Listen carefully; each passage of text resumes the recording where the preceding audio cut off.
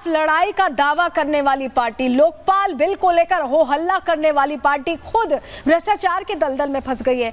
कट्टर ईमानदार बताते बताते घोटालों की लंबी लिस्ट सामने आ गई और अब जब सीवीसी जांच करेगी तो सच की परतें खुलकर सामने आएंगी। रिपोर्ट आपके सामने रख रहे हैं।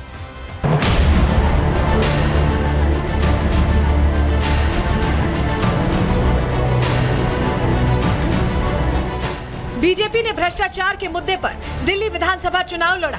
आम आदमी जब खास आदमी बन गया तो दिल्ली की जनता ने भी भ्रष्टाचार के विरोध में अपना जनादेश दिया। बीजेपी सत्ता में आई तो पीएम मोदी ने एक बार फिर भ्रष्टाचार पर एक्शन की गारंटी दे दी है। इन आपदा वालों ने अपने हर घोटाले को छिपाने के लिए रोज नई नई साजिशें रची, लेकिन अब दिल्ली का जनादेश आ चुका है। मैं गारंटी दे रहा हूं, पहले विधानसभा सत्र में ही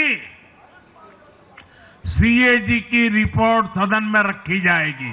भ्रष्टाचार के हर तार की जांच होगी और जिसने भी लूटा है उसको लौटाना पड़ेगा। पीएम मोदी की गारंटी का असर अब दिखने लगा है। पूर्व सीएम अरविंद केजरीवाल के सरकारी आवास की जांच के आदेश जारी हो गए हैं। बीजेपी बार बार आरोप लगा रही थी कि केजरीवाल के सरकारी बंगले के रेनोवेशन में पानी की तरह पैसा बहाया गया। अब इस दावे की जांच केंद्रीय सतर्कता आयोग करेगी। जांच के आदेश आते ही एक बार फिर बीजेपी आम आदमी पार्टी पर हमलावर है। बात को समझ के चलिए कि दिल्ली सरकार के जितने भी पाप हैं उन पापों का अंत भी होना है और उन पापों की सजा भी मिलनी है।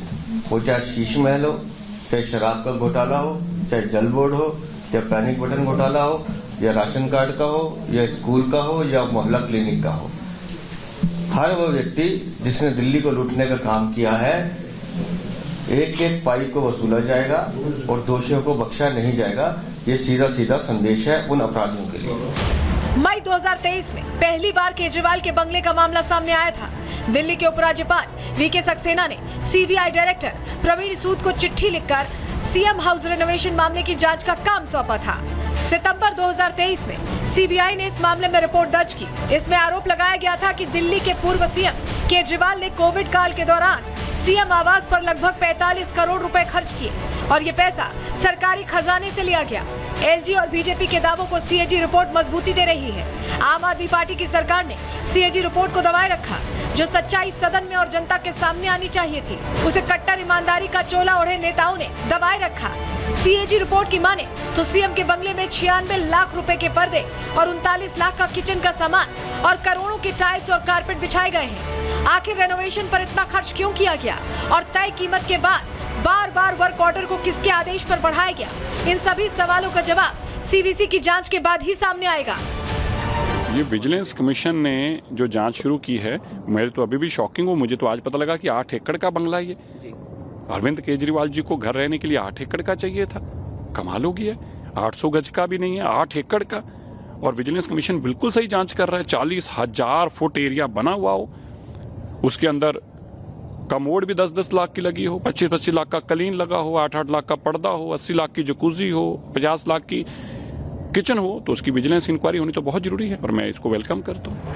भ्रष्टाचार के खिलाफ लड़ाई का दावा करने वाली पार्टी आज खुद भ्रष्टाचार की दलदल में धंस चुकी है और इसकी गवाही ये शीश महल दे रहा है। ऐसे में देखना ये होगा कि जांच के बाद किन लोगों पर गाज गिरती है। Bureau report, Republic Bharat. लेकिन सिर्फ शीश महल को लेकर टेंशन नहीं बढ़ने वाली आम आदमी पार्टी की एक और मुद्दा है जिस पर कहीं ना कहीं टेंशन बढ़ा रहा है। नॉन ऑफिशियल स्टाफ, लंबे समय से कई लोगों को रखा गया इस सरकार के दौरान और वो सब नॉन ऑफिशियल स्टाफ था। उन पर भी एक्शन की तैयारी कैसे हो रही है, चलिए जानकारी आपके सामने रख रहे हैं। आपको बताते हैं भ्रष्टाचार पर दिल्ली में एक और प्रहार की तैयारी। दरअसल मुख्य सचिव की ओर से नोटिस जारी कर दिया गया है और नॉन ऑफिशियल स्टाफ को ऐसे में हटाने की बात इस नोटिस के जरिए कह दी गई है।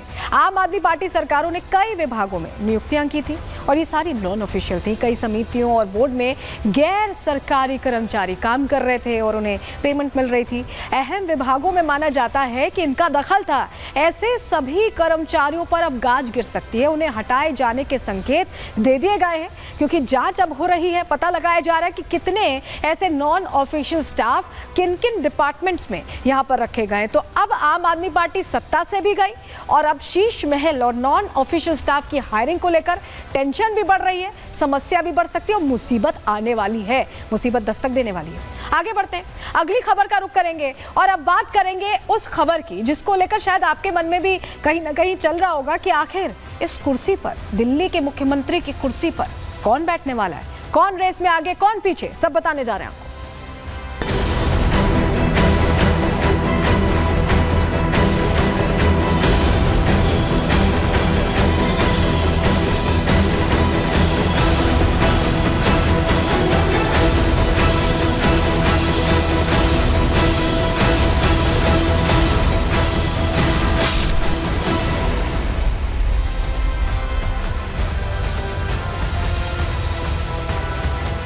27 साल बाद दिल्ली को बीजेपी यहां पर आने वाली है। दिल्ली में बीजेपी और दिल्ली वाली जनता ने बीजेपी को मौका दिया है, लेकिन ये कुर्सी 8 दिन हो गए हैं, 8 फरवरी को नतीजे आए, 8 दिन से ये कुर्सी खाली है।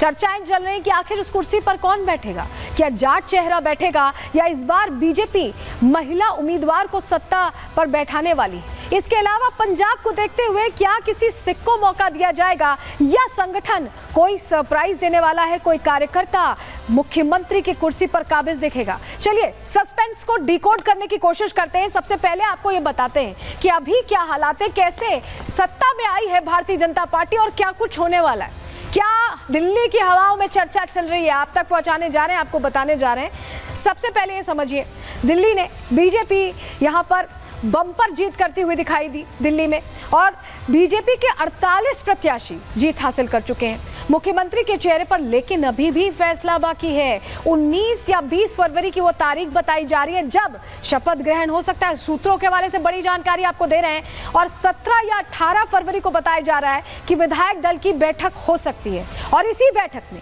सीएम के नाम पर ऐलान हो जाएगा। 48 में से बताया जा रहा है कि 15 विधायकों के नाम छांटे गए, इनमें से ही कोई मुख्यमंत्री हो सकता है। इनमें से 9 नाम शॉर्टलिस्ट किए जाएंगे और उसके बाद इन्हीं 9 में से मुख्यमंत्री, स्पीकर का चयन होगा। क्या डिप्टी सीएम भी होते हैं यहाँ पर और प्रदेशों की तरह, इस पर भी सबकी निगाहें हैं और इन्हीं 9 नामों में से मंत्री भी बन सकते हैं। तो इसको लेकर